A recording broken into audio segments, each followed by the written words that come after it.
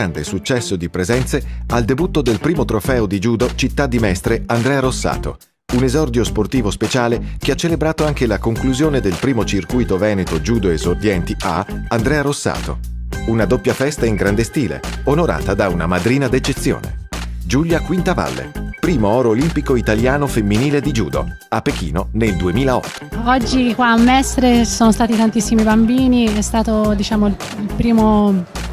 primo evento e sicuramente sarà il primo di tanti, perché ho visto molti bambini e io ho iniziato a praticare judo all'età di 5 anni e quindi ormai sono tanti anni che lo faccio e mi è servito moltissimo e spero che nei prossimi anni sia sempre più numeroso questa manifestazione. Un vero trionfo dello sport reso possibile grazie alla partecipazione di 200 giovanissimi atleti che si sono sfidati sul tatami mestrino in nome della sicurezza e dell'educazione sportiva dei più giovani e in ricordo di Andrea Rossato. Tra le passioni sportive coltivava anche quella per il judo.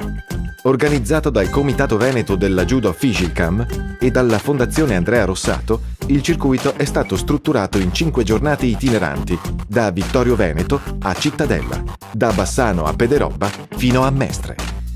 Ed è proprio la nascita del primo trofeo mestrino dedicato al judo a sottolineare l'importanza del traguardo raggiunto dalla Fondazione Andrea Rossato, che ha contribuito ad accendere un altro riflettore agonistico su una delle discipline sportive più educative per i bambini.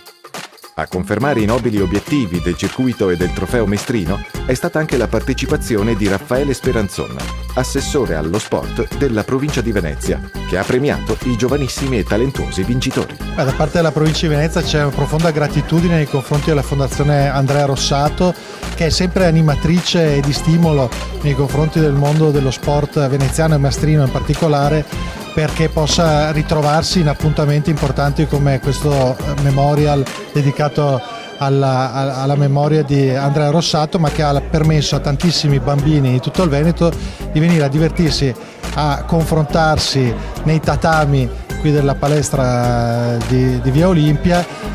per imparare una disciplina meravigliosa, importante non solo dal punto di vista sportivo ma anche e soprattutto dal punto di vista formativo ed educativo, come quella del judo. Quindi è una grande opportunità per tanti ragazzi ma anche per le loro famiglie di relazionarsi, di incontrarsi, di vivere una giornata dedicata allo sport e anche alla riflessione su quanto lo sport può dare ai nostri ragazzi.